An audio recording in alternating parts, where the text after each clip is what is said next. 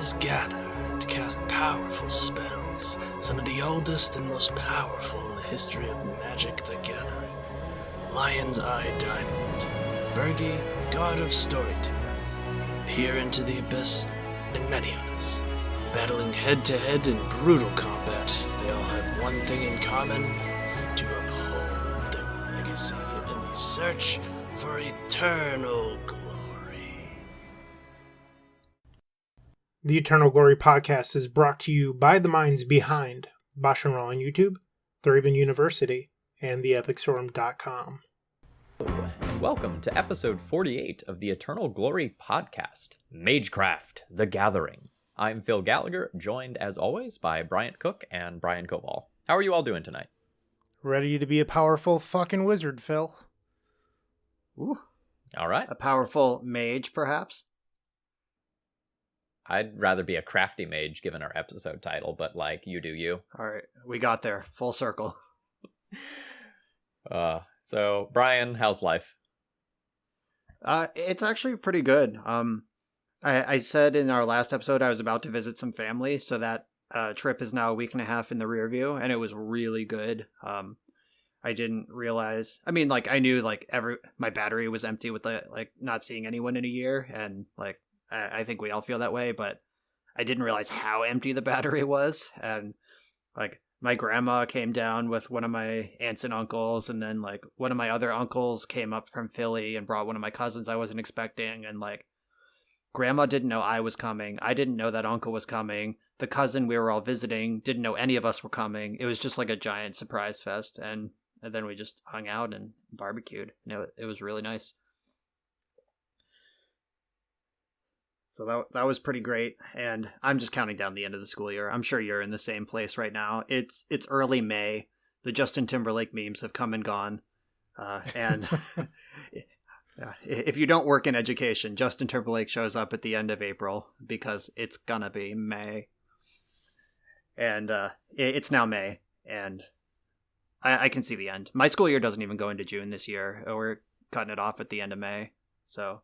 Weeks. We are in the month where I get to not work for a while. Yeah, my final exams are next Monday and Tuesday, and we technically have another week of school beyond that where I have to figure out what I'm actually doing with the kids. But the end is in sight. It's raising a whole bunch of really weird education, philosophy, and ethics question. How much can a kid do and you reasonably pass him without you feeling I am doing something that is morally wrong here?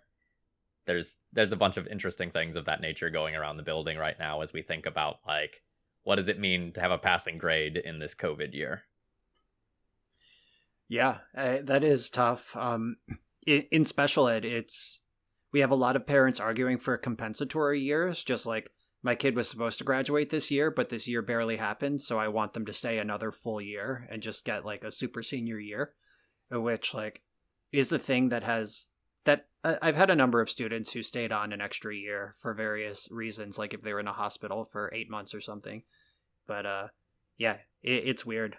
Our extended school year program is extra too. Normally it's 20 days or whatever in the summer, and it's 4-hour days. Now it's tiered based on how far the parents and districts pushed for. So there's the normal 20 days. And then there's a 39 days for 6 hours, basically wow.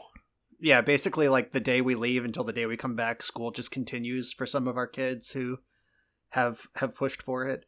And it's wild. I'm glad I don't work in the summer. Fuck that. Yeah, I work for 3 weeks over the summer doing my Latin Academy gig, and the rest of it I will be doing nothing. And I need it so bad. I am looking forward to recording my content at a more leisurely clip rather than all right, it's Friday morning, time to record 5 videos before I have to be at work on Monday. Because that's my current schedule. I don't record during the week. I have other stuff going on. I have to acknowledge that my girlfriend exists because I like her and stuff. And yeah, I work from home on Fridays.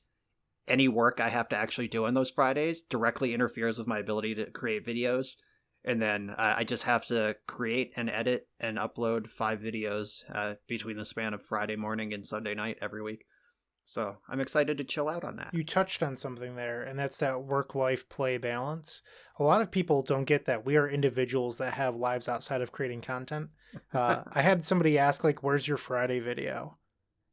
And I was just like, okay, I get it. They want to watch my content. That's a good thing. That said, I didn't record last night. I spent the night with my wife enjoying ourselves. Like, I'm not going to upload a video every day. 4 a week is enough some weeks. Some weeks I'll upload 5. Some weeks I'll upload 3, somewhere in there. But it's important to also not burn out making videos for everyone. I can tell you that this week was the first time that as of Monday, I had all of my videos uploaded, set, and completely done by Monday morning. Like, every other week, it's been like, oh, it's Wednesday. I stream Wednesday night. Okay, now I need to get the thumbnail made, video processed, uploaded, monetization stuff done, tags done, all that stuff, like, for either my Thursday or Friday video. And now I have a buffer of a little bit. Oh, the buffer is so nice. So we're recording this on May the 4th. Happy holidays, by the way. May the 4th be with you. And I am currently completely, like, uploaded, edited, thumbnails made, everything through the 17th, which is 2 Mondays from now. And, like, I always build the buffer. The buffer is so nice. It wouldn't function without it. Once summer hits, I plan on making a buffer of at least 1 week. I've got my queue ready. I have, like, the donations lined up and everything to do it. But, like, right now, I'm not actually dying, but it's stressful between end of the year stuff and the 5-day-a-week video content production. Yeah, I plan on coming up with some, like, timeless content, like maybe some more Wizard School episodes or some deep analysis or something that it doesn't matter when I drop it. Like, it's not set or meta dependent necessarily. So, like, I'm going to the beach for a week this summer, and obviously I'm not going to record any videos there, so I'm going to have to plan for these, like, emergency days where I can just drop something that I've had in the pocket for a while. So that's tough to do, though. Magic moves fast. There's always new cards coming out. Yeah, So I have received a huge influx of donations, which I'm, like, super happy about. But, like, I have 1, 2, 3, 4, 5, 6, 7, 8, 9, 10, 11, 12, 13, 14. I have 15 things in my donation queue right now, not counting the 5 videos that I already have recorded. Yeah, mine is comparable because donation leagues are a Patreon tier for me. The first of every month, I just get swamped with, like, a dozen leagues I have to record, plus whatever else is in the queue and whatever gets added to the queue. So, and there's only, like, 20 creation days in a normal month. So I'm basically already, my list will be recording into June already, and it's May 4th. Wild stuff. Yeah. But business is booming. That's good. I'll take it. Yeah, God, people are loving Legacy right now. Like, yes. It's great. All right, Brian, what are things like on your end? Hey, Bryant's here? Wait, what? So I mentioned this, I was actually in Anurag's stream for a little bit over the weekend, and I think that there's this thing going on with Legacy right now, and I think Legacy's fine.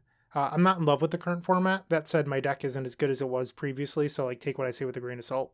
But right now, there's that mentality that I can play whatever I want and be somewhat viable, even though it might not be true.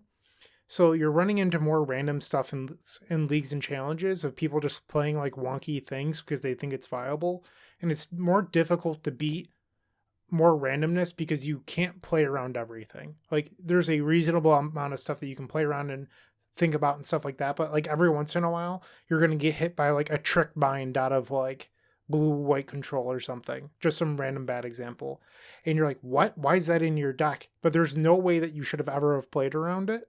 Because right now, everyone's pet cards are, you know, playable with air quotes around them. So, like, people are allowed to do what they want, but your win rates are going to be lower because of it. Yeah, a solved meta is always the easiest to thrive in. Like, I know I've mentioned this on previous episodes, but, like, the Invitational I won, Grixis Death Shadow and Eldrazi Tron were, quote, the only decks in Modern at the time, and I just chose an off-the-wall deck that beats both. It didn't beat anything else, but it didn't have to. I just, like, cut through the Modern portion. Like, once I made it to day 2 and got into that winner's metagame, I just sliced everything else apart. And, like, my run with Miracles at the end of the Deathrite Shaman era, like, Grixis Delver beat everything except Red Stompy, and Red Stompy beat Grixis Delver, and Miracles beat them both. That was the whole metagame. That's all you needed to do at the time. And I just, cruised through the final weeks of that format till they banned it and shook it up. So, like, I love a solved metagame, and I know you do too because you're a deck specialist. Like, it's easy to build a wish board when there's only like 3 decks you have to beat. Exactly. So I feel you just being out there in the wild right now. But for someone like me who likes to play, like ponderous decks with many decisions to make, play a long game, be able to answer everything given enough time, this is a great format to be in. Like, it's a great format to just be like a blue ponder deck. So my life update will be pretty short, and then I want to jump into my MTG updates because it goes off what you were just saying. But if you guys haven't watched Invincible already, make sure to do that. It's on Amazon. I don't like cartoons. Like, I'm super lame. I don't enjoy cartoons. I fucking loved Invincible. It's based on the Robert Kirkman comic, and I was just blown away. I was like, what? There's only 8 episodes? We watched them in a night, and I was like, I want more. So check that out. Yeah, I'm 2 episodes in. It is pretty good so far. Can you give me the 10-second version of what this is? I've never heard of this. Image Comics has a alternate superhero universe where perhaps not everyone is a good person. Okay. Sounds great. Yeah. Okay. If you've ever seen those like memes that are like the great value version of things where it's like obviously Shrek, but he's called like Snark, and it's like Swamp Monster Snark. Like, it's that, but the Justice League. Okay. And then there's like other stuff going on. Yeah, it's good. You'll like it. Trust me. But back to ponderous things. I've been playing an broken down ponder that helps with Mox Opal, Mishra's Bauble. I've had more fun playing Legacy the last 2 weeks playing Mishra's Bauble than I have in the last year. I'm not winning a whole lot, but it's certainly better than Rite of Flame, I think. It's allowing my Mox Opals to be live on turn 1, so now I'm slamming more turn 1 Defense Grids and Wish Claws than I ever have before. And it's pretty good. Like, I think it's better than Rite of Flame. That said, it doesn't solve any of the issues that the deck has at the moment. Like, I'm still pretty weak to Stifle, that sort of thing. So, trying to figure it out one step at a time. Man, I love seeing all these crazy things you're doing with Storm. Like, I love that you aren't getting stuck in a rut, and it's just like, wow, this is what the deck looks like. Yeah. I like how much you're playing Mishra's Bauble lately. Like, you 5-0'd that Miracles with Mishra's Bauble. You have it in Storm now. Whenever that card was reprinted, was that like Ultimate Masters or Iconic Masters? One of the Masters said it was reprinted. I bought like 40 copies of it at like $3. So please make it a $10 card again. Doing my best. Yeah, you also have it in the show notes for later. Like, one of the cards we're going to talk about tonight, you also have Mishra's Bauble on the list of, so good. of combos for it. It's so good. Like Phil, We'll get there. I hired a coworker, to do a logo animation for the Epic Storm's YouTube channel. Go check that out. It's super sweet. I'm thrilled with how it turned out. And then I know that you're both sponsored by Card Hoarder, and I am not, but I am now a Card Hoarder affiliate for theepicstorm.com. You can go there. You can buy the Epic Storm for Magic Online through the website. You can support the content that way, but like, that's a super fun process. We're working on a card hover for Card Hoarder. They were just really easy to work with, and they were thrilled to have us. So, like, props to them. Man, We've sung Card Hoarder's praises before, and this is not like because I'm sponsored. It's why I'm sponsored. Like, they are just so easy to work with and so great. I reached out to Mana Traders first because they have like all these sponsored people, and they're always on my Twitter timeline and stuff, and they were just the first ones that came into my head. It took like 6 weeks to get a response, and the response was like, maybe we'll talk to you. And I was like, oh, well. And then Card Hoarder, I was like completely sponsored in like 48 hours. It was great. Back to the logo thing. I now have my finalized like YouTube like intro logo thing done, and I'm so excited for it. But like, I don't get to use it for another week because of like the videos being uploaded ahead of time. You can always take it down, reprocess, re-upload it. No. Oh my god. Absolutely not. Who are you that has so much time in your life? So in case you're not familiar with this joke, it might take something like an hour and a half to go and process a league after you play it, just to staple all of the various videos together. More if like you have just a massively long league. When I upload my challenges, I imagine it's what your leagues are like. My challenges are like 2 hours and 10 minutes. Meanwhile, that's like 2 rounds for Phil playing Death and Taxes. Oh God. So like sometimes I sit down for a donation deck list and I'm like, nice. This entire thing will be, done in an hour and a half. And then I look at this like, here's my Bug Yorian control deck, and I'm like, oh no. The afternoon is gone. Yeah, on my channel recently I recorded Vintage Oops All Spells and Legacy Grixis Control in the same week, and that was both my shortest and longest video I've ever posted in the same week. And I got that like Bryant Cook life going. Like when the Oops League, I was like, all right, on to round 2, and I'm like 10 minutes into my recording. What the hell? This is great. I recorded an Oops League that was a donation deck, and before I started, I'm like, I want this video to be 45 minutes. That is my goal. And when I was done processing with the intro and the outro and everything, it was 47, and internally, I was so disappointed, but I was like, 47 minutes is still a pretty short video, but I was like, I wanted to hit that 45. Oh, if you wanted it, you could easily find 2 minutes of dead air. Over 5 rounds of Magic Online play. Just clip out those dead silences. They're in there, I promise. Yeah. Probably could have been a 38-minute video, just on average, with how Moto works.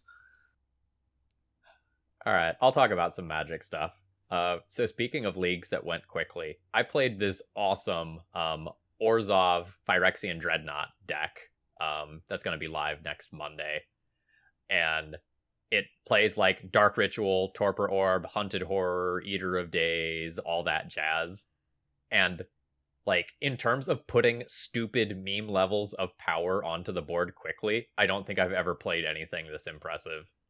You can make a 12/12 on turn 1, or you can make, 19 power on turn 3 if you just, play a turn 2 Torpor Orb naturally. It was very dumb. That sounds insane. I'm going to get all my Stern Proctors altered to be you.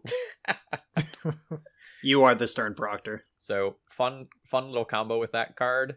So it counters the abilities of everything, and not just creatures. So you can use it with City of Traders and keep your City of Traders around. That's pretty cool. There's a cute one. Yeah, that rules. Nice. And in terms of memeing on people, Dark Ritual into Necromentia is hilarious. I did that in a video. So in case you're not familiar with this one, you name a card. It's 3 mana total. I think it's a black and 2 colorless, or maybe 2 black and a colorless. You name a card, and you get to search their hand, library, and graveyard for it, and exile all the copies. And if they have a card in hand, they get a zombie token or something. Between Necromentia and Surgical Extraction, I literally removed all of the win conditions from one of my opponent's deck. They played on for 2 or 3 turns before they realized what had happened when they fetched. The card's sort of an issue for me in Pioneer. That and Unborn Indigo, people name Lotus Field, and my deck doesn't quite work the same. Yeah, I played against an Uro deck that had Uro and one other win condition, and I got Uro and I forget, it was like an Uro Painter deck or something. So I took Grindstone or Painter and I took Uro, and then my opponent was just like, oh no. That is one thing I've noticed over the last few weeks, is the number of people playing Uro because they can has gone down. I feel like people have had their fun with Uro, and now they're realizing that maybe my deck shouldn't be playing it, and you're just seeing less and less of it, at least in leagues. I think people are trying to get people dead again, for the most part. Blue-Red Delver in particular is just very, mostly aggressive. Minus a certain card that we're going to talk about for a long time. Well, I think with that, we're seeing the full power of Sprite Dragon now. Everyone saw Sprite Dragon and was like, this card's fucking busted. And then they'd be like, oh, well, Dreadhoard's legal. Where am I going to find the slots? That's changed. And now Sprite Dragon is just killing people on turn 3 and 4. There have been a couple of times where, I'm safe.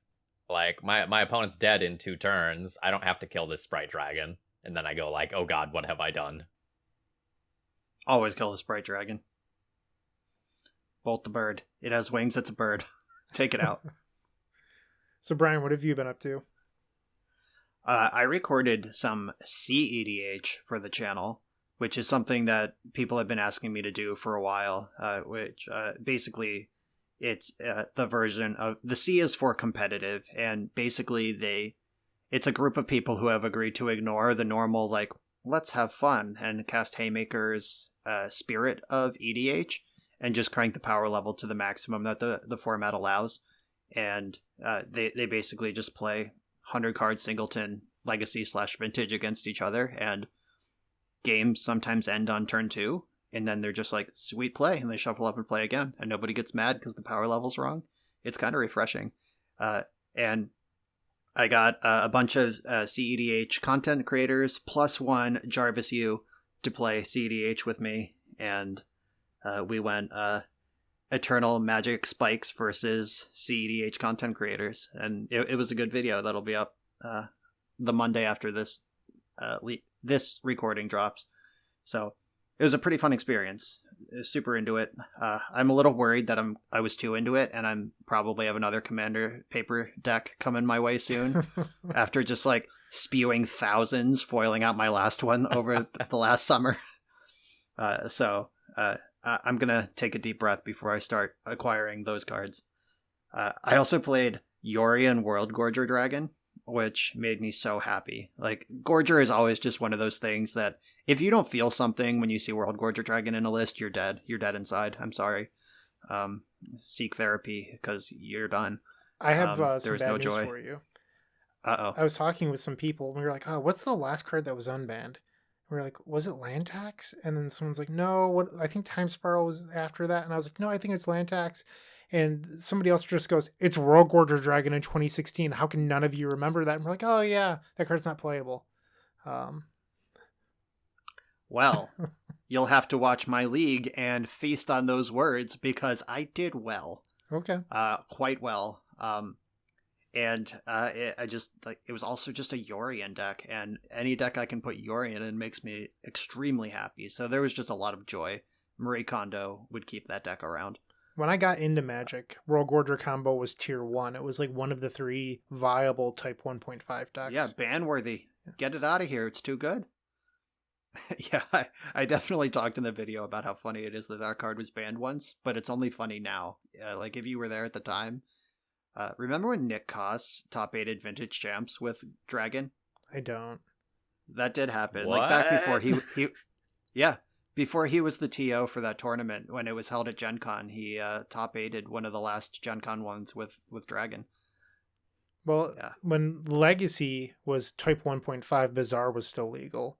And Yep. turn 1 Bazaar discarding Dragon was just like the best thing you could do. Yep. Nick's vintage version obviously contained Bazaar. Yeah. Yeah, good stuff. The Bazaar just mills your whole deck for you. Ooh, beautiful. Chef's kiss. And my last thing I have coming up, I'm pretty excited about. I live in Pittsburgh. I don't live with her, but she also lives in Pittsburgh. Eliana Rabinowitz is a level 3 judge and just generally great human being. And she is planning a judge seminar. And although I haven't judged an event in quite some time, I'm still technically certified.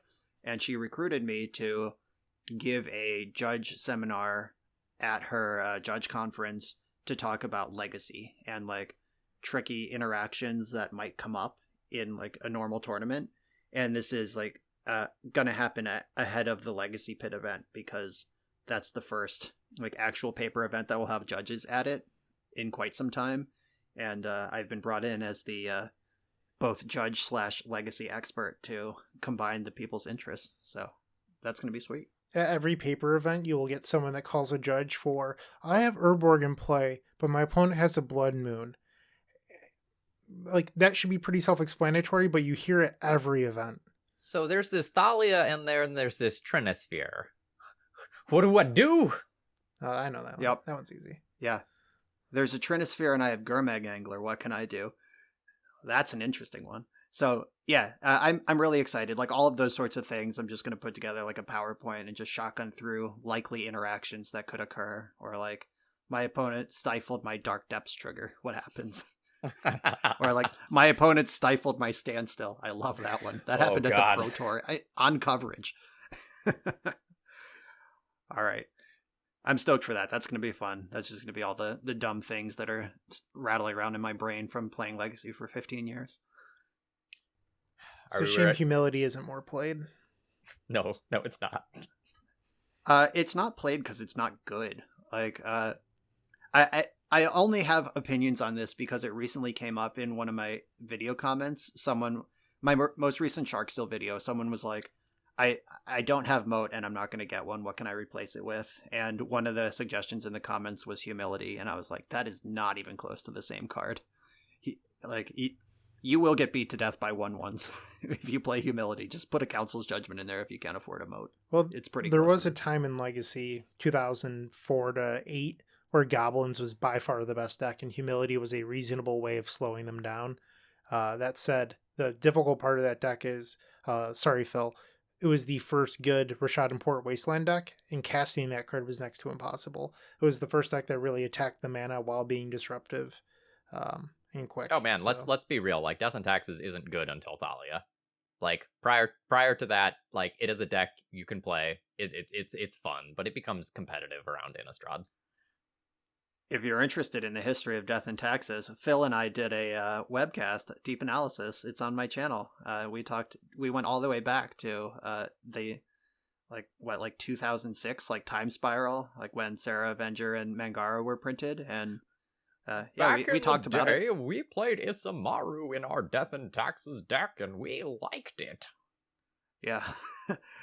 Aether Vial. We don't need that. We have Isamaru, Hound of Gonda. Speaking of excellent cards, do we want to get into the conversation for tonight and talk about Witherbloom, Apprentice, and Chain of Smog? Yeah, let's do it. So the Magecraft mechanic was one of the things that when the set was spoiled, all the Legacy players were like, is this good? And it was really hard to tell, but now we've had a couple of weeks worth of data. And as far as this week goes, we saw 5-0s from Doomsday, Tin Fins, Nick Fit, a Phoenix deck, and this like turbo smog deck with defense grids and Wishclaw talismans to find your stuff. And it's also seen play in Dead Guy Ale, bug mid-rangey / control decks, in Esper Prowess style deck, in Ant sideboards, in Depths decks. And I know, Brian, you've brewed a couple of crazy things as well. Yeah, so the Nick Fit that 5-0'd, I didn't see the list. Does it have Professor Onyx, or is it the Witherbloom Apprentice? I'm gonna be honest, I pulled up the Legacy subreddit, and I looked at the 5-0 deck lists, and I looked at which one had Smog next to their name. So fair enough. All right, yeah, just Control F, don't look at anything else. That's a reasonable, efficient use of your time. Yeah, on my channel, I have a Rector Fit build that goes off with Liliana. I have one Apprentice in the deck because the deck plays Green Sun Zenith anyway, but Liliana, like Big Liliana, was the primary win con. And then I have a 2-card Monty coming up on the channel in the next week or so as well. So, like, it's around. Like, you're going to run into Magecraft stuff in most Legacy leagues that you're playing right now in one form or another. And we wanted to start by talking about Witherbloom Apprentice. So who wants to kick it off? I will. That card is just perfectly reasonable and possibly even good, just on its face. Like the thing that has really surprised me is that, like, when you see like the Witherbloom Apprentice Chain of Smog combo on paper, like during preview season, I was like, oh yeah, I guess that's cute. It's a thing you can do. It doesn't seem very good. But Witherbloom Apprentice has just been insane. When I play against it, just the incidental damage it deals in just like some bug tempo-y kind of shell, where it's like they stick that thing and then the next turn they go like Brainstorm, Preordain, Hold Up, Spell Pierce or whatever. Like, by the way, Lightning Helix.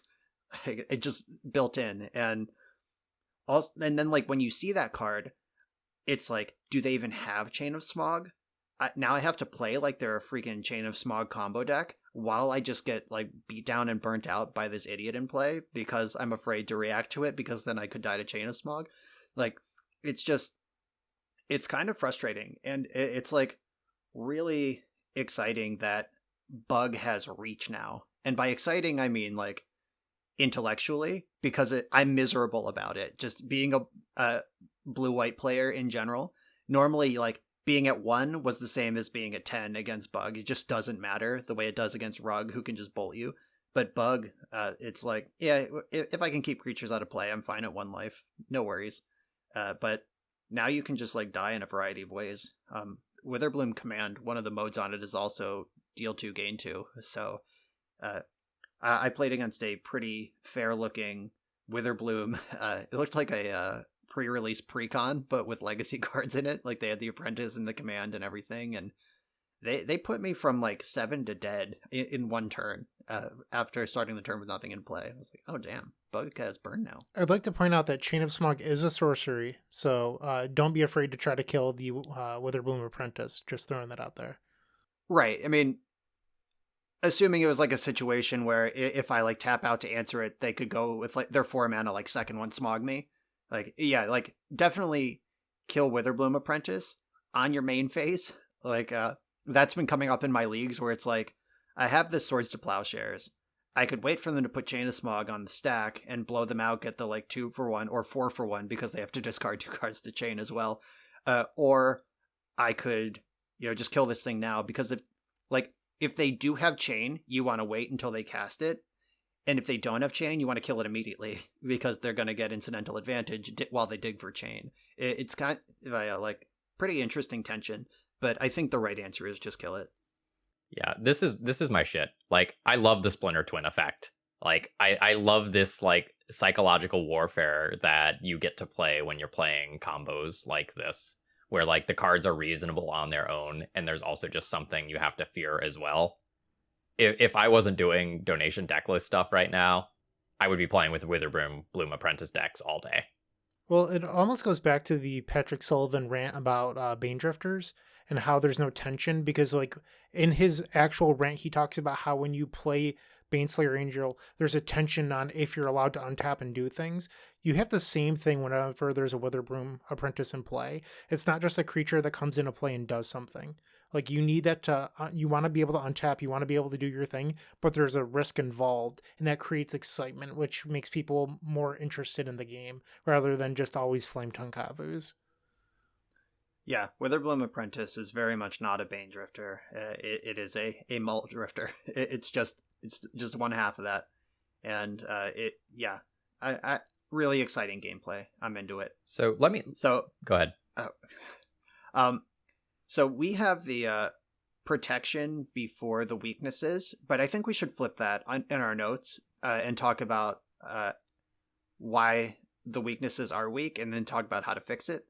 So let me just talk about like why early builds of this combo have failed, and why I think the combo looks kind of bad. Like I just said, like if you have the Swords to Plowshares or the Lightning Bolt when they go for the Chain of Smog, they end up mind rotting themselves maybe twice, and then you kill their thing, and like they just spent 6 cards to Lightning Helix you. That's not very good. It's not like Show and Tell or whatever, where like if you put Chain of Smog on the stack with like 7 Pact of Negations in your hand, you're like gonna win. You lose that game because you just let the 4 copies resolve, they discard their 7 Pact of Negations, then you kill the thing. As long as you're over 4 life, you still win. So you can't protect it via counterspells, and it's totally all in. But there are things you can do to fix that. Yeah. You want to take that, Phil? So first, let me ask you two. Like, we all play a lot of Magic. How many times have you actually lost to Chain of Smog combo? Like, how many games have you lost to someone doing the thing? I don't think any. 0. I won a few with my my Nick Fit league. It was like literally day 1 that the set was legal on Moto, and I snuck it in a few times. But that deck was built with like Grand Abolisher and City of Solitude and stuff in it to make sure it happened. But I have not lost to it or won with it since then. Yeah, I have lost 1 game to it when I was playing just a donation deck list that had no interaction. And I think in my league that I was playing with Chain of Smog, I think I did the combo twice in 5 rounds. So, like, the cool part about these Magecraft cards is that they're reasonable on their own, even when you don't do the combo. I've had a number of people just throw Chain of Smugs at me. Like, no Yep. Witherbloom Apprentice in play. One time I was super thrilled because I got to discard Echo. I was like, fuck yeah, thank you. But, like, people are using it as Hymn to Torok as well, which is pretty interesting. Yeah, I played it that way in Dead Guy Ale. Yeah, I've that's actually something that has come up more than the combo. Like, the number of times where, like, drawing Apprentice without the chain is fine. Drawing chain without Apprentice sucks quite a bit. You have to be ahead against a deck that cares about hand size to really want to just fire in a Chain of Smog on your opponent. And, like, I played a Delver match in one of my leagues recently where, like, they had, like, a Sprite Dragon with no counters on it. And I was like, I could Chain of Smog them. But if they send it back, and I send it back, and we both end up helping, they have Sprite Dragon. Like, I'm still going to lose. And it's just, like... there is some interesting tension there, but it's way less interesting. It's like the bad kind of interesting, like the this is awful 80% of the time kind of interesting. Or like, I hope they do send it back. Oh god, I hope they don't send it back. Like, I hope that, like, if they have 3 cards in their hand, I hope that last one is good enough that they don't hit me back. Like, there is some tension there, but that card sucks. So Brian mentioned that this Witherbloom Apprentice combo with Chain of Smog, you can't protect it with counter spells. A lot of these decks are built to be bug. And with that, you naturally want to play counter spells because blue offers those, and, you know, they're some of the best things you can be doing in Legacy. Stop your opponent from doing degenerate things so you can do yours. Well, there's a natural friction with this combo due to Chain of Smog, but there's ways around that. Like, if you're playing your deck full of counter spells, you can, but, you know, there is that friction. So the ways around that, you can play Flusterstorm. And when you're playing Flusterstorm, you can take advantage of Snapcaster Mage because you can target that Flusterstorm and then, you know, execute your combo, and that Flusterstorm will always be ready to flash back for your opponent's removal spell. So Snapcaster actually synergizes pretty nicely with counter spells. So there's, you know, that elegant dance. Or you can take the more traditional combo approach and start looking at things like Defense Grid, Veil of Summer. And then if you're on Phil's side of the spectrum, which is playing degenerate creatures that ruin my fucking day, you can play Green Sun Zenith, Collector Oof, Leovold, you know, for that value package. But then you get things like Xanid Swarm, a creature near and dear to my heart, along with Sylvan Safekeeper. Did you all happen to see Jax's list that he tweeted out today? I did. It was really neat. So it was playing Summoner's Pact as a way to find Witherbloom Apprentice, along with Xanid Swarm and Sylvan Safekeeper, and Wishclaw Talismans, and a whole bunch of fast mana. It was a really neat, different take on the deck that was playing more into this, like, defense grid ideology rather than, like, the more traditional route that I think people have been messing around with. Yeah, week 1 there were a lot of lists like that. Even off the spoilers, a lot of the big legacy brains were, I think, like PVDH and maybe Marcus Ewald, and maybe I'm just saying names of people on Twitter who didn't actually build these decks, but I remember seeing like 4 or 5 different extremely fast takes with like 4 Defense Grid, 4 Summoner's Pact, Elvish Spirit Guide, like, let's get this done kind of decks. I don't know Jax very well. We've interacted a few times on Discord, but they definitely come from the same school of combo that I do, where you want to just get your opponent dead very fast and efficiently. There's then these like combo players that come from, like, I call it the Miracle School, where they just happen to be Miracles players, and then they try to slow down the combo deck, make it more controlling. These are the players that want to play Uro in their Doomsday deck, where and their predicts and whatnot. Exactly, where I can't get behind that. I don't think those builds make sense. At least to me, they don't. I don't think they're very effective. Meanwhile, Jax is the person that innovated the personal tutor builds that I think are terrific. But Jax is just the same mentality as me. Get your opponent dead, do it efficiently, play the best cards possible for doing that. Yep. The most powerful interaction is reducing your opponent's life total to 0. Fact. All right, so we've talked about some negative things here, but so let's spin it and let's talk about, like, why people might want to be playing with this combo. We already hit on this Splinter Twin effect, you know, this, like, psychological warfare and this fear that you put on your opponent that they could just die at any time. But one of the things that I think Bryant in particular noted when we were building show notes is how few cards it takes to just build this combo plan. Yeah, it's very compact. I was given a donation deck that combined Wither Bloom combo into Reanimator, and I just couldn't believe, like, 8 slots. That's all it takes. And it completely changes how your opponent has to play the game, which is very similar. Like, the Splinter Twin effect is the perfect name for it, because you don't know if you're supposed to respect it or not. Your opponent could have just boarded it out, and you have to keep up, this lightning bolt. Which is like one of the beautiful things about the package, because like in Reanimator, your opponent's lightning bolts are dead. But if you're adding in this Witherbloom package, they might leave them in, but then you're just going to juke them and take out the combo anyway. So now they're stuck leaving in things like lightning bolt against you that don't do anything. And there's this fear-based strategy that's just really interesting. So with it being so compact, you're now seeing it in ant sideboards, like Phil said. You're seeing it in other decks where, maybe it wouldn't be that if it was a 12-card package, but because it's 8, it's good enough. It's really neat, too. If you play some of the Witherbloom apprentices in the main deck, like even without the Chain of Smog, you can throw a couple of Chain of Smogs in the sideboard for those matchups where it's like, I am a dog here, I need to steal a win. I have, 12 cantrips that I can use to dig towards these combo pieces and just end the game. Well, some of the ant lists aren't even playing Chain of Smog. They're just playing the Witherbloom Apprentice, which is I know. wild. It's sexy. Yeah, that's the old Young Pyromancer out of the sideboard. I remember when Young Pyromancer was printed. We're going back into ancient times now. Rich Shea was living in Pittsburgh, and we were all sort of on an ant kick, and we were all just brewing ant and learning how to play the deck. And Rich just put Young Peasy in the sideboard, and then he had Young Peasy in the sideboard of the Epic Storm at the time, and like a bunch of vintage decks, like vintage Dark Petition Storm, like all of these decks. Dark Petition may not have been printed yet, but like the vintage Storm decks. And I was like, is Young Pyromancer just in every combo sideboard now? And Rich was like, yes. Like, yes, it is. Until someone figures out something different. And like it worked for a while until people, figured it out. A lot of decks historically have tried, like, the man plan of having some creatures in the sideboard. Tin Fins did it with like Dark Confidants and Monastery Mentors, for example. And I think the cool thing about this is it's 4 creatures, and the impact is huge because of how good incidental life gain is in Legacy.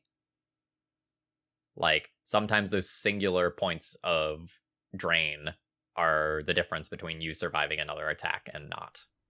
Well, I think that's the entire point of the previous format, Phil, was how good incidental life gain is. Allowed people to abuse Sylvan Library, and that hasn't really gone away. We're just seeing less of it. But we could see something pretty cool with Magecraft, Witherbloom Apprentice, and Sylvan Library in the future. All it takes is one card to be a little bit too pushed for Sylvan Library to come back. And Library didn't really go anywhere. Like the bug decks still play it, and there's nothing stopping Witherbloom Apprentice and Uro from being in the same deck. It's just some sort of like tempo-y mid-range thing with the Cantrip Cartel and some Flusterstorms, and that's a deck. Go nuts. So as far as other things I like about this combo, the Magecraft cards are just good, reasonable cards on their own, and this is usually not true for A+B combo cards. So like, take something like Show and Tell plus Grizzlebrand. If you have either one of those cards on its own, it does nothing in a Show and Tell deck. You need both in order for them to do something. Whereas Witherbloom Apprentice is like totally great on its own, and Chain of Smog, like, yeah, sometimes it's a reasonable Magic card. Not always, but sometimes. And that's cool. It's also a relatively low mana investment. This isn't like a 3-mana Show and Tell and then a 4-mana Sneak Attack or anything like that. These are 2-mana cards. This can happen on turn 1 or 2 in some turbo cases. Yeah, the Painter combo has historically been like the tight little package combo in Legacy. Like, that's just one of the lowest mana investment things, split over 2 cards. You can spread out your mana over a couple turns. And that's a 6-mana combo. And this is, 2/3 of that. So, and like, you hang out Painter, unless you have Red Blast, it doesn't really do anything until you have the Grindstone. Grindstone doesn't do much until you have the Painter. And like, while they technically have more text than like Show and Tell and Grizzlebrand, while you're assembling A plus B, like it's just crazy that how good Witherbloom Apprentice is as a legacy card. Just forget about Chain of Smog. I'd like to remind our listeners that while Force of Negation does not hit Witherbloom Apprentice, it does hit Chain of Smog. I saw some people on Reddit talking about how the combo is immune to Force of Negation. It's not necessarily true. It can still hit the chain part, but Witherbloom itself is immune. I just want to throw that out there. Yeah, that just sounds like poorly chosen wording. Like, pretty clearly there is a spell involved in this combo, and it's not an instant. So, though, if getting your Chain of Smog Force of Negation, I guess you're hellbent by the time they actually fire it off. Like, that's the problem again. But I was about to say getting a 2-for-1 out of Chain of Smog, it's just like casting Chain of Smog, but they can't send it back. But they'd obviously let you empty your hand first. So, Phil, I know that you recorded a video with another Magecraft card. Tell us about the Witch. The Sedgemoor Witch is really cool. What does it do? Yeah, I should probably read this card. This is not one that you've probably encountered unless you're playing a decent amount of Legacy, or even more in particularly Vintage. All right, so let's pull up the full text because there's a lot going on. It has a nickname while Phil's looking it up. The Black Monastery Mentor, Brian. As our mentor enthusiast, how do you feel about that nickname? I think it is appropriate. This card does compare it in some good ways. Obviously, here. Let me do the text. Yeah. Go ahead. Read it out. It's 2 and a black for a 3/2 human warlock with menace. It's a warlock? It is a warlock. Wow. Yep. Pop and lock. It has menace and ward, pay 3 life. So what ward does is when it becomes the target of a spell or an ability an opponent controls, you counter it unless that player pays 3 life. It also has Magecraft, that whenever you cast or copy an instant or sorcery, you get a 1/1 black and green pest creature token with, when this creature dies, you gain 1 life. Whew. Holy text, Batman. That is a lot for 1/3 mana card. Yeah, there's a lot of words on this card, and they're all good. Yeah, that's what's crazy. Yeah, none of the words are like can't block or like anything. It's just every single word on it is great. The ward makes it punishing to try to interact with it, and like and especially like you back it up with combos, because like ward works the way Counterbalance does, where it's like they cast the spell, ward triggers, they get the option of paying the ward cost, and then you have another window to respond. So like Swords to Plowshares this. Would you like to pay 3 life? Yes. Okay, Flusterstorm your plow. I get 3 pests, and you just paid 3 life. I'd like to tell a story here. The first time I played against this card, I was playing some control deck, and it hit play, and I was like, oh god, I need to answer this. And so I lightning bolted it. I took 3 from the ward, and then they spell pierced me. And I went, oh god, I need to answer this. So I fired off another removal spell at it, and they dazed it. I've now taken 6 from triggers from that card. It then attacked me for 3. And so in 1 turn cycle, I took 9 damage from this card. Plus the 2 pests were around too. Yes. So really you 11. took 11? Yeah. And like, Menace is not a joke either. Like, creature combat in Legacy largely, some decks don't, it's not really part of the plan at all. Some decks, like, they just try to put 1 Tarmogoyf into play and go to town, or 1 Gurmag Angler, 1 Hooting Mandrills, and like Menace just dances right past all that stuff. Like, if you double block it, you're likely to lose something important. Like, a lot of decks, like, they try to put the Goyf down to hold the ground while Delver picks away. Like, they have to double block with the Goyf and the Delver, lose their Delver to answer Witch in combat. Like, Menace is serious business. As far as the comparison to Monastery Mentor, clearly there's some pros and cons here. The exponential damage output of prowess on all of the tokens that Mentor offers, I think will end a game faster. Though Mentor doesn't gain life. The pests are incidental life gain, the pest tokens. Sedgemoor Witch is, the Magecraft ability triggers off instants and sorceries, not non-creature spells. So going back into Vintage, or in Legacy with Bomberman or Urza Echo, if you're splashing white, you're not getting triggers off your Lotus Petals, Lion's Eye Diamonds, Moxen, that sort of stuff. So that's a pretty big scoreboard for Mentor. However, the copy spell really changes how you get to play Sedgemoor Witch. Andreas Peterson posted his Vintage Grixis list he's been working on lately with a bunch of main deck Flusterstorms, which is a card you want to play anyway, and just 4 Shattering Spree in the sideboard. So we've talked about Storm triggers a lot with Magecraft, but Replicate is also another way to go, and just the Replicate, as long as there is one artifact in play to target, you just have pay X red, make X 1/1s. And in a format like Vintage, where creatures are even more powerful than they are in Legacy, because there's even less creature interaction, I think the Power 9 joked oh, you have Empty the Warrens in this deck when he saw Andreas's build, and yeah, basically it's messed up. Your Grixis control deck can just incidentally empty the Warrens. Just quick math check. How many Mentors are you allowed to play in Vintage again? Just the one. And you're telling me we can play 4 of these for right now? For now. So, Justin Ganari posted a screenshot. I am actually level 1.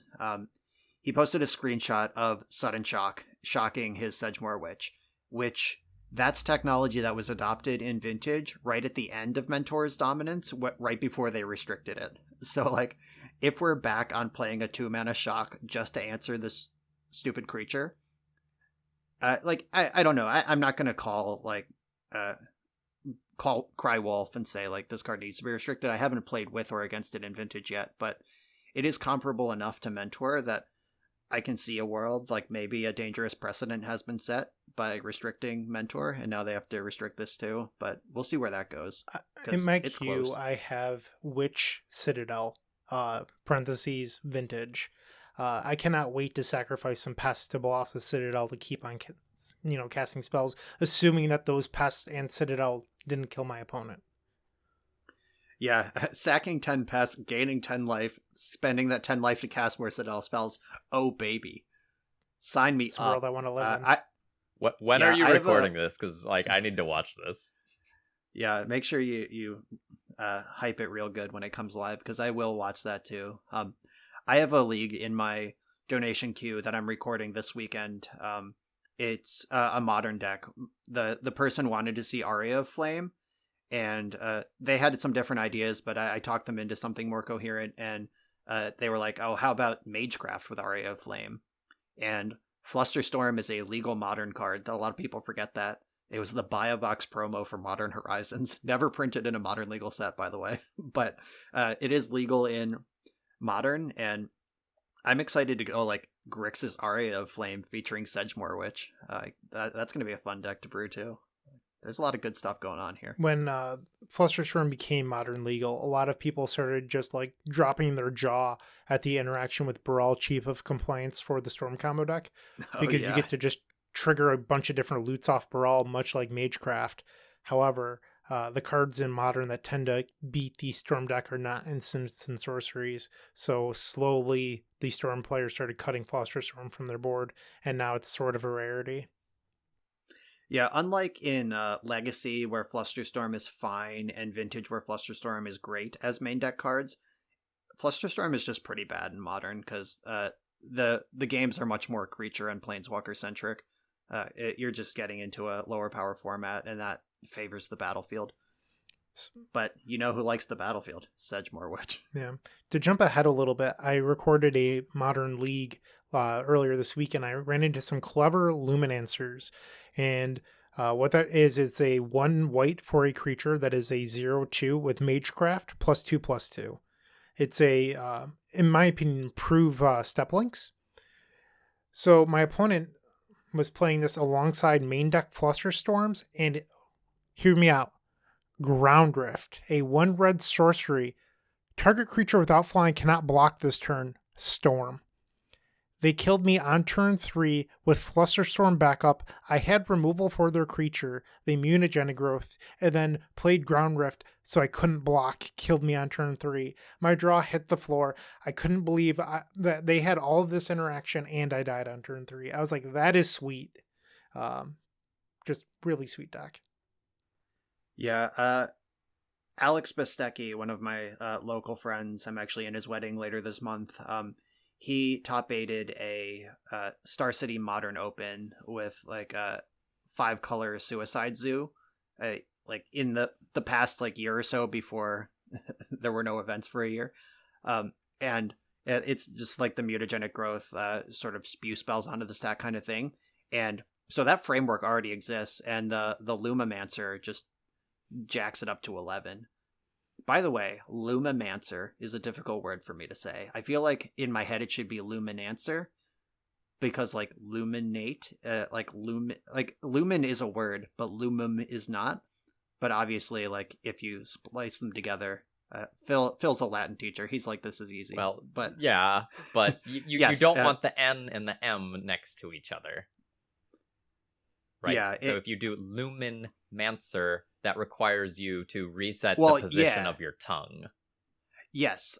Like, I don't think they should both be there, but my brain wants to say Luminancer and skip the second M, but it's a Lumimancer. It is one who mances loomies. I don't know. Maybe I'm just dumb, but my brain wants to say Luminancer every time. For those of you listening, I would like to confirm that Brian is not under the influence. No, I have never been drunk in my life. That is a true statement. So, Phil, I have not seen this card yet. Can you tell me a little bit about Leonin the Light Scribe? Yeah, so I played this one in a Dead Guy Ale list that was token focused. So it's 1 and a white for a 2/2 cat cleric, and its Magecraft ability is that creatures you control get +1/+1 until end of turn. Now that's all of them, not just this thing, that's all of them.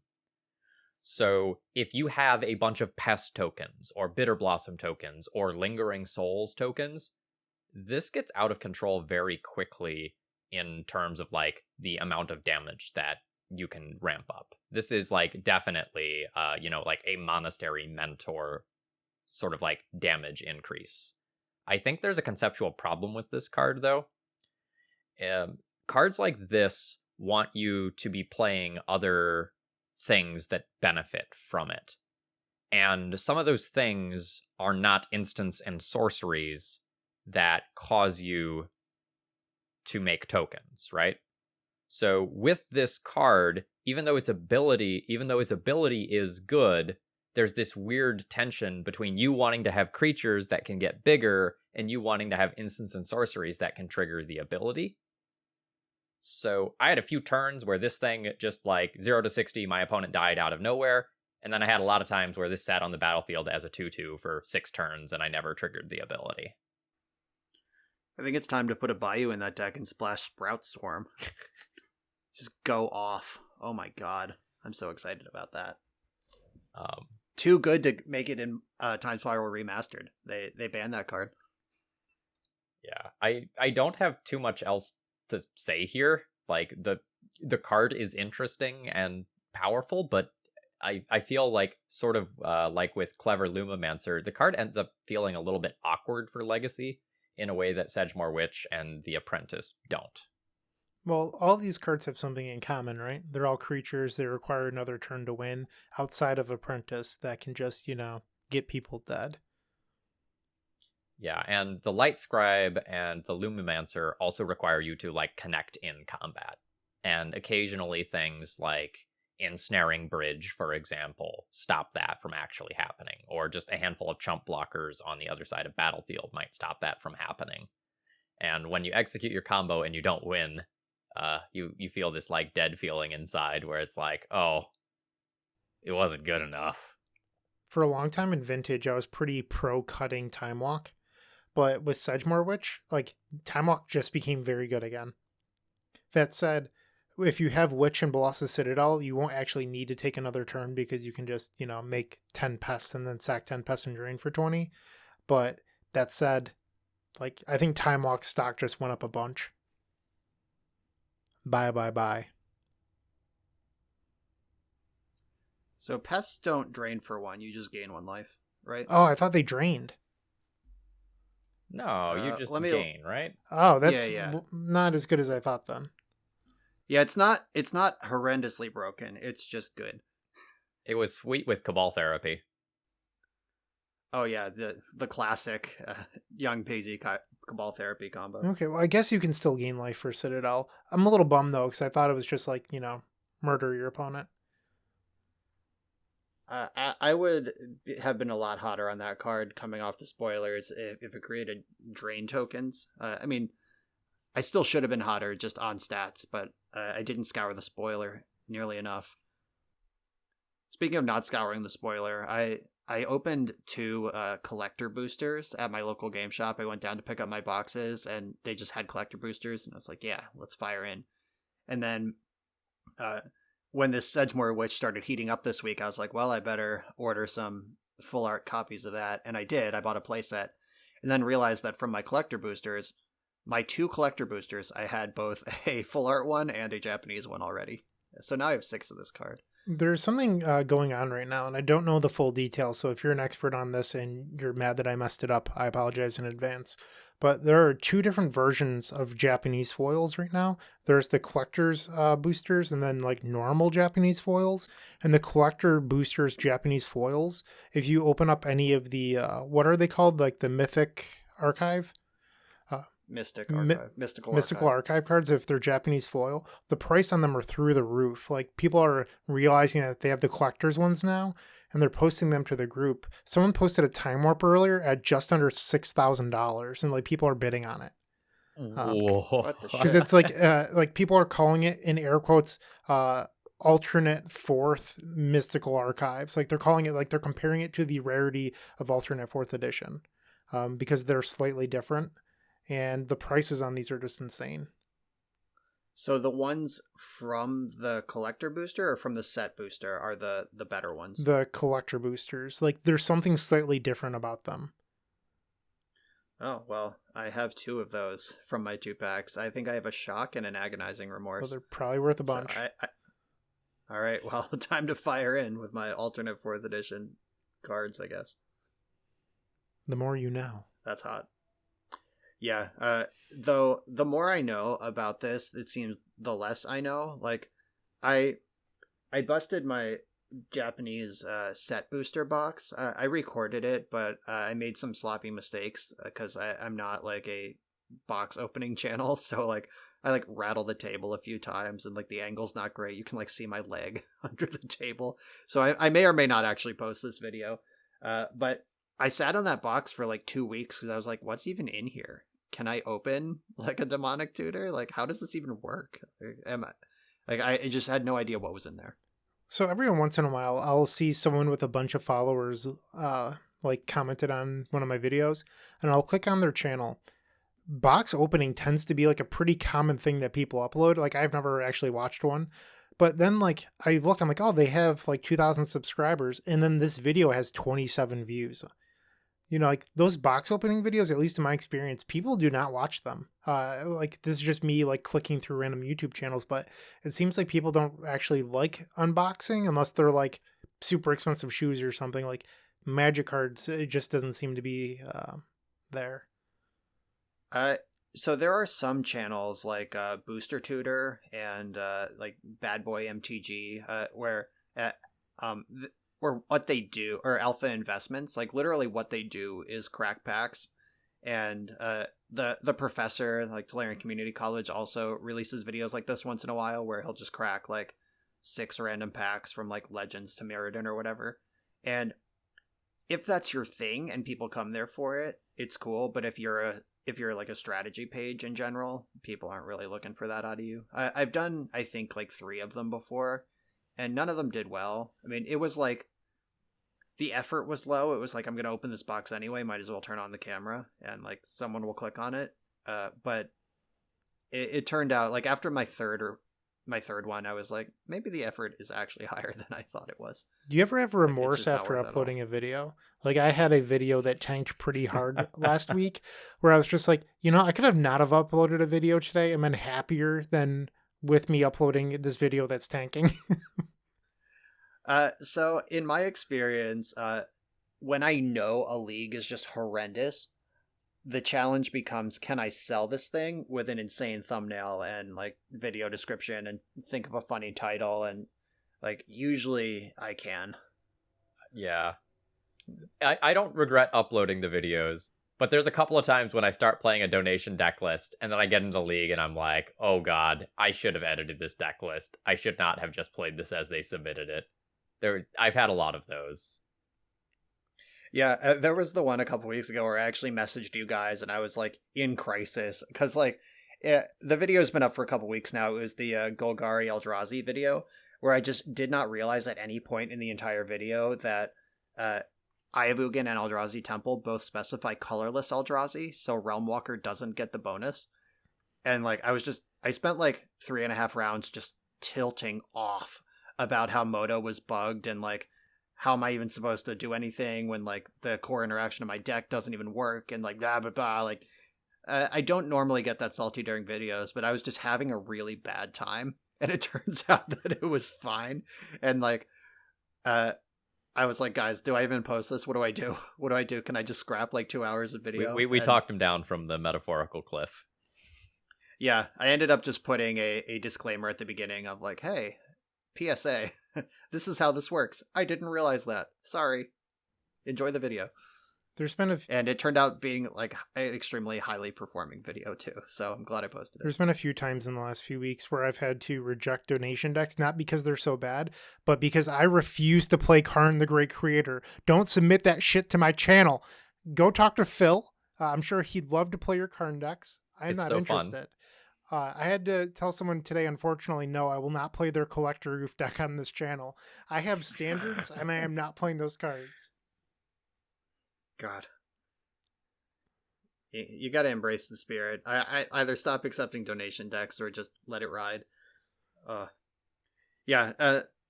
will take any Karn deck people want to play. I know Phil will too. I enjoy Collector Roof when I'm on the side of evil. When you wake up in the morning and choose violence, you're a Collector Roof player. Like, I don't mind it. So fire them my way. I have very few things that I won't play. I finally added a third thing to the I won't play this list this week, and that was Jeskai Ascendancy. Oh, that card's sweet. Really? I love that card. I'm not clicking through that ever again. Oh my gosh. It was not a particularly well-tuned list. It had a couple of fundamental problems, and so winning with it was both difficult and time-consuming. Yeah, that's fair. I've played Ascendancy, I think, 3 times on the channel, all Pioneer, and it all went pretty smooth because like the list was good and the clicking wasn't bad. Eggs. Modern Eggs. That was the worst experience I've had in a long time. It was Gravestorm was the win con, Bitter Ordeal, and Moto doesn't track Gravestorm, so I just had to guess, like, have I put 60 permanents in the graveyard?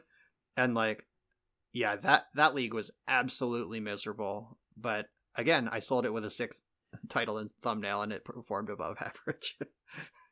People did want to see eggs, but it turned out it just wasn't very good. So I've been playing a lot of the Pauper Twiddlestorm deck, which takes a long time to win. Like, half the fun of playing the deck is fear of racing the clock. Like, you start the round with 25 minutes, and you will time out if you're not clicking very fast. There's another deck that is apparently slower that a bunch of those people are trying to get me to play. Familiars. You win by bouncing Archaeomancer, getting back Snap, creating a bunch of mana, and then eventually you create a loop with Ghostly Flicker, where you bounce the Archaeomancer and you get compulsive research, then you have to compulsive research your opponent out. They say once you get good at it, once you're really efficient, you can win in 13 minutes. I'm like, well, what are you doing with the other game? Like, you can't. Yeah, you only got 25. Like, I'm just not interested in playing a deck that's going to break my mouse. Yeah. Yeah, Azorius Fams is one of those decks that you just like can't really play on Magic Online. I played against when I was in the Pauper Premier League, somebody brought that, and we had to institute like a if the time's getting low, we'll just reset the match and like go into game 2 with fresh clocks policy, because we did want to showcase Pauper and not like the Moto interface in the league. But yeah, Pauper is a really slow format. By the way, I think we have another card we want to talk about now that we've taken a nice little side tangent. Everyone who skipped our intro, get wrecked. We did it anyway. Hey, we're only at about an you on- hour and 10 minutes. Like we're good. Like we can talk about more BS along the way and get distracted at least one more time. Yeah, we've been cruising along. Well, we've already talked about So- one really powerful blue-red spell in Sprite Dragon. Let's talk about one blue-red spell that might be powerful. I will read what this card does. This is Expressive Iteration. This is a sorcery for blue-red. Look at the top 3 cards of your library. Put 1 into your hand, 1 on the bottom of the library, and exile 1 of them. You may play the exiled card this turn.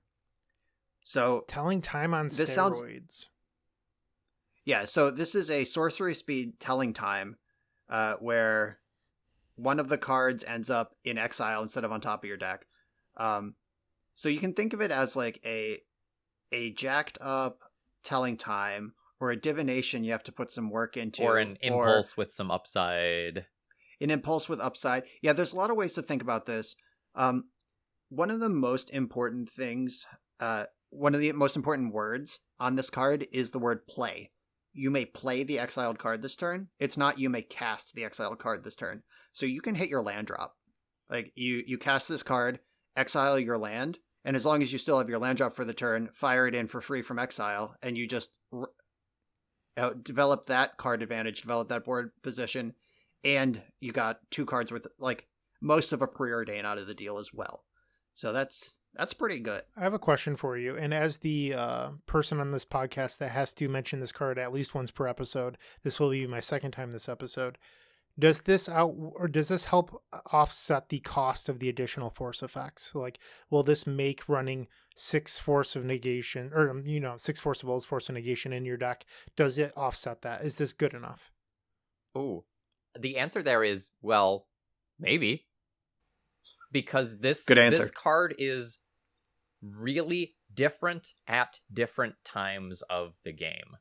So if you play this on turn 2, just as a sorcery, you don't really get anything extra out of this in most cases, because you can't, make a 3rd land drop on turn 2.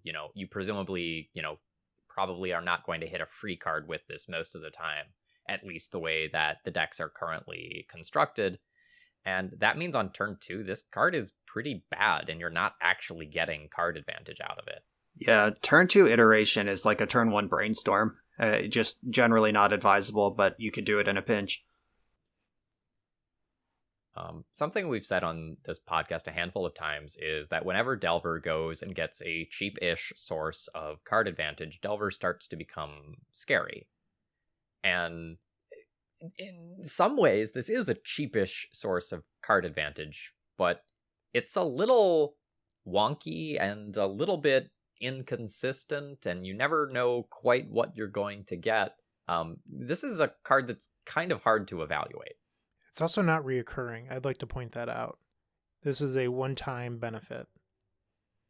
Yeah, it is ultimately like, if you line it up right, it's divination. It's a 2-mana divination. It's Night's Whisper. So like those are cards that have seen.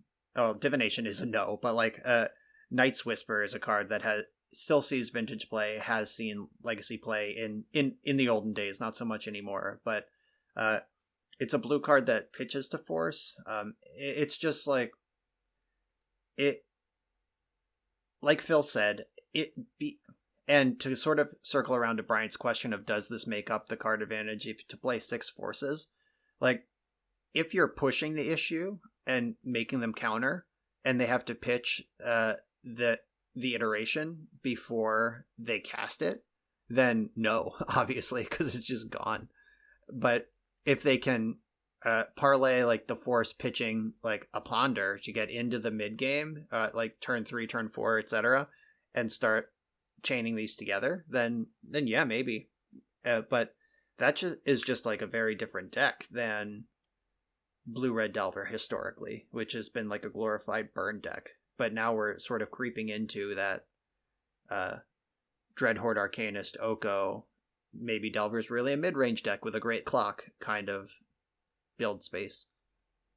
It's weird in terms of deck identity because like this card is doing multiple different things. It's serving as a source of card advantage for this control role, but for the more burn side of the deck, this is also a way to just trigger prowess multiple times in a turn.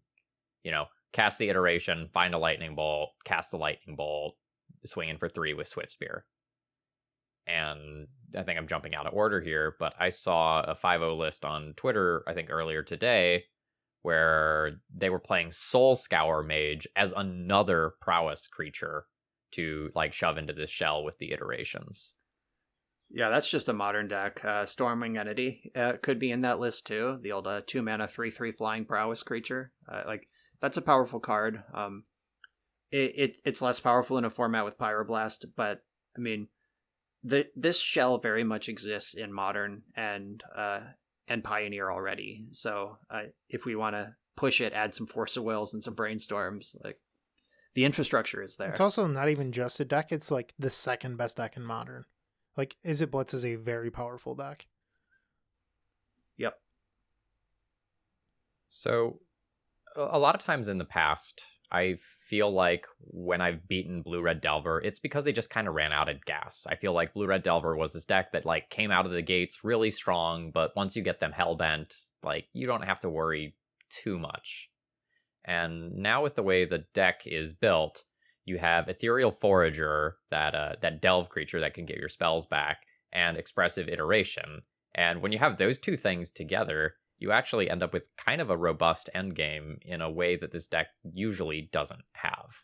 Well, that's why every time a card advantage thing is printed, that Delver becomes broken, right? Like Renin 6, Oko, anything that gives Delver a good late game has been an issue. I don't know if we've seen that with Forager. I think that the Delver shell is just so good. That and like some lists don't even play Forager, but it's possible that Iteration could be a fairer bridge. Yeah, so I think that it's important to point out that comparing Expressive Iteration to like Oko and Dreadhorde Arcanist and Renin 6, I don't think we're in the same universe, other than like it's a actual card advantage. It's one spell that generates 2 cards.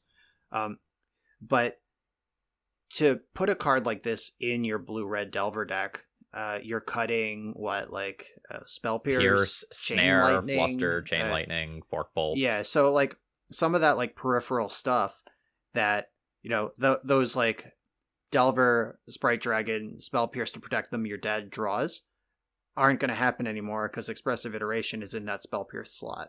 Or like they might just get bricked by like Tarmogoyf, or get raced by Tarmogoyf because they don't have Spell Snare anymore. Like this comes at a cost, and it's a pretty real cost for a deck that's trying to hit as hard as Izzet Delver. You're also like A, tapping out versus combo, and B, you probably don't have like those soft counter spells like Pierce in your main deck that would be good against combo in the first place. So like you're definitely giving up percentage points to have this game won. So you would think that, Phil. However, I uploaded a video today of playing the Legacy Challenge. I faced a few people running Expressive Iteration. You'd be shocked at the deck building choices. They have, maximum number of iterations alongside Stifle, Spell Pierce, Spell Snare. These are not cards that play well with Iteration. So I think if you want to be playing Expressive Iteration, you should look at how Delver decks were built during the Treasure Cruise era. They were aggressive, they were lean, they were aggressive, but the keyword that I would like to say here is proactive. They didn't play Spell Pierce in the main deck. All they wanted to do was do their thing to the maximum potential. They just wanted to achieve their goal. So you saw things like Chain Lightning in their deck. They always wanted to just constantly abuse this card advantage engine. That's what you should be doing with this Expressive Iteration. So those cards that I mentioned, Spell Pierce, Stifle, all that stuff, not in your main deck. And Brian alluded to this in the beginning of the episode, but Mishra's Bauble was a card that I saw that I was like, that actually seems really good. And if you're running a rug build, not necessarily blue-red, but if you're running rug, that pumps your Tarmogoyfs too. So it allows your Goyfs to be more aggressive in the mirrors. So it's a free spell you can cast, which turns on your iteration for turn 2. Just throwing that out there. But keep in mind, things like Chain Lightning and Fork Bolt become a lot better. Spell Pierce, Spell Snare, Stifle less so. Yeah, I had an opponent cast this card against me on turn 3, and they just exiled Force of Will, missed their land drop, and passed the turn. So there is like some cost to this. I'm sure the serious math nerds are gonna crucify me for trying to break it down, but like an 18 land deck with 60 cards in it, like slightly less than 1 in 3 cards is a land. So your iteration will hit land a lot of the time. Like you can reasonably expect one of your 3 cards you see to be a land.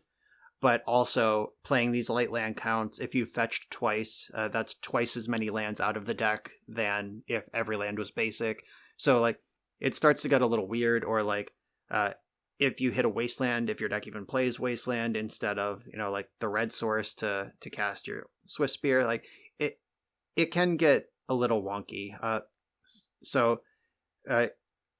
There is cost to this. Like I definitely felt like $1 million when my Blue-Red Delver opponent just effectively passed turn 3 without doing anything. So that was great.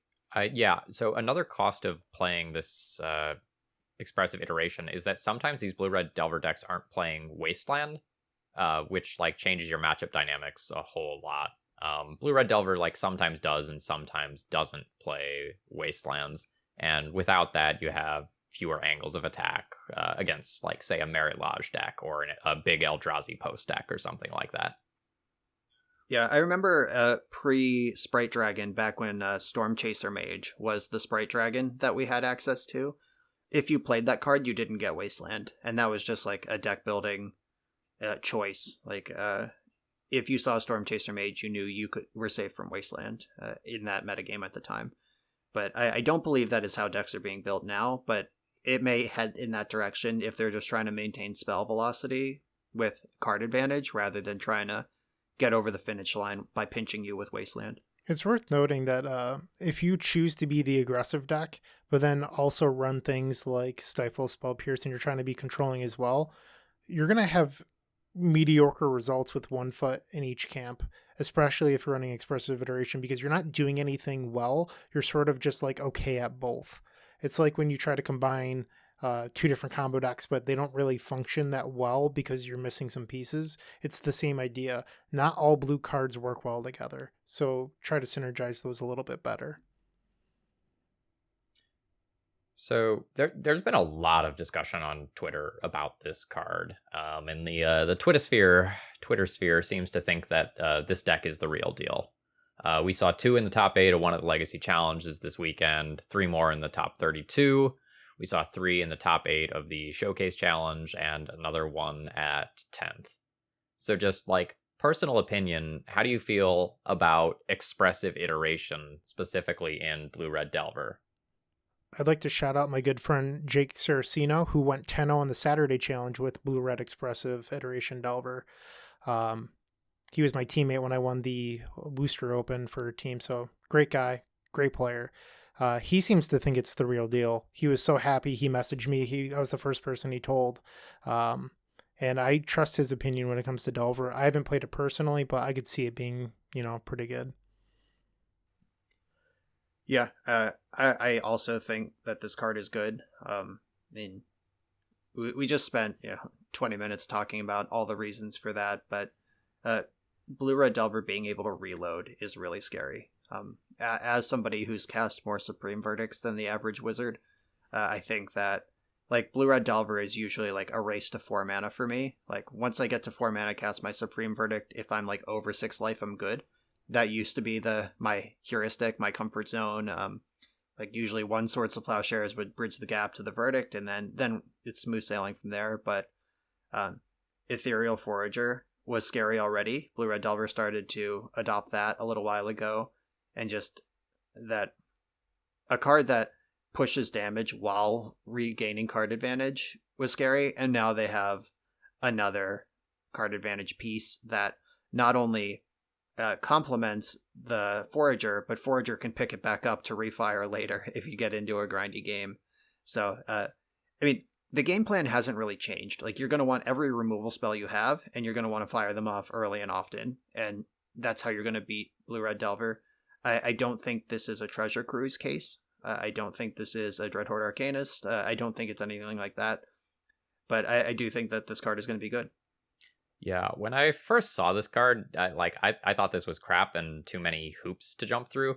And then I've been on the wrong side of the battlefield from it a couple of times where, like, we're both hellbent, and then they draw that. And that draws them into a whale. And the whale gets them back 4 legitimate spells.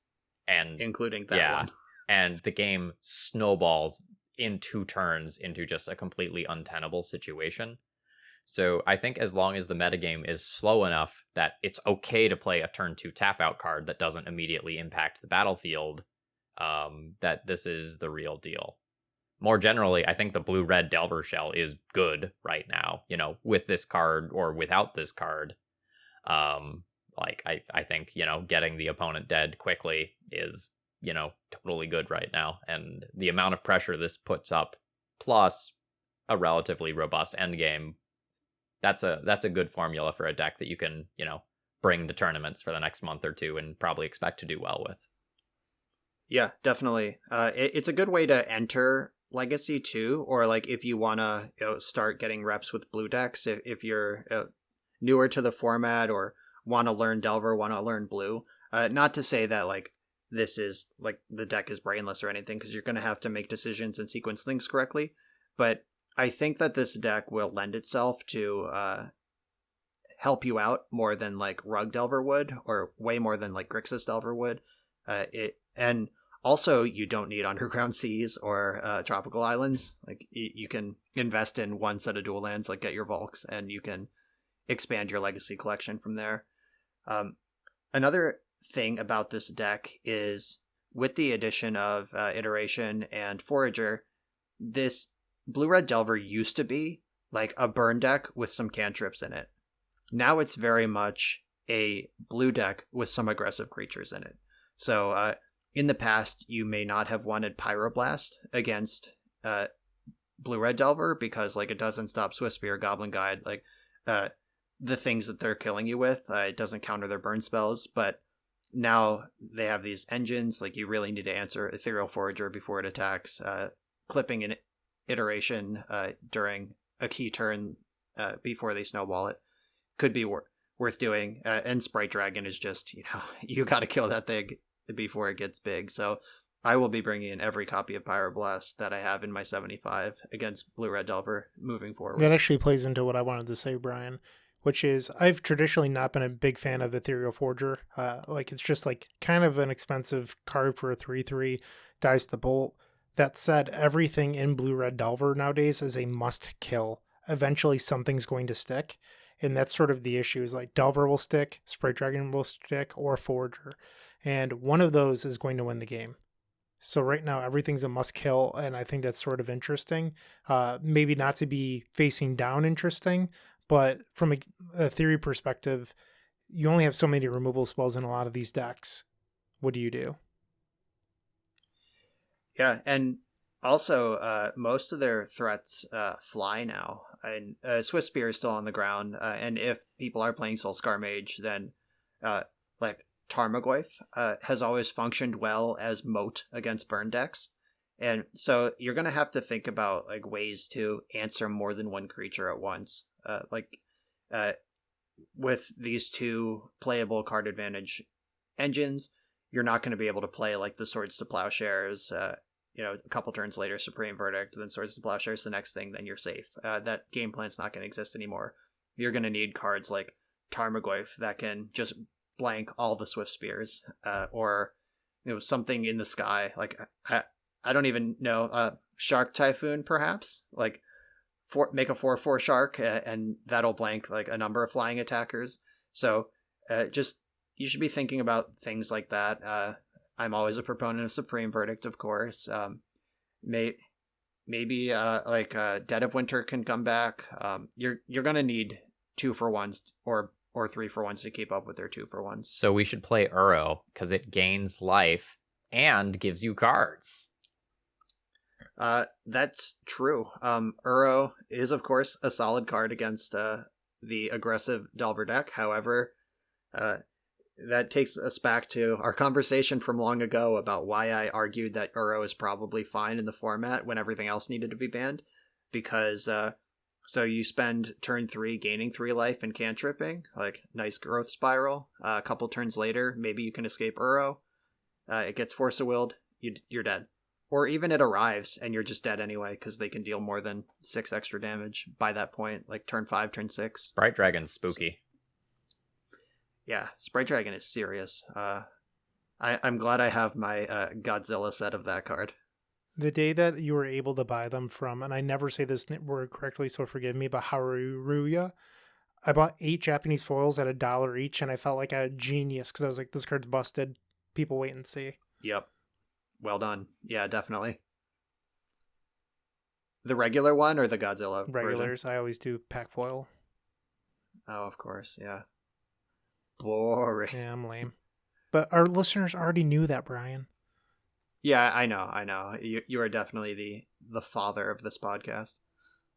And by that I mean you sit in your lazy boy with your polo shirt and your sweatpants and just tell us our cards are too fancy. So what am I in this metaphor? Your mom.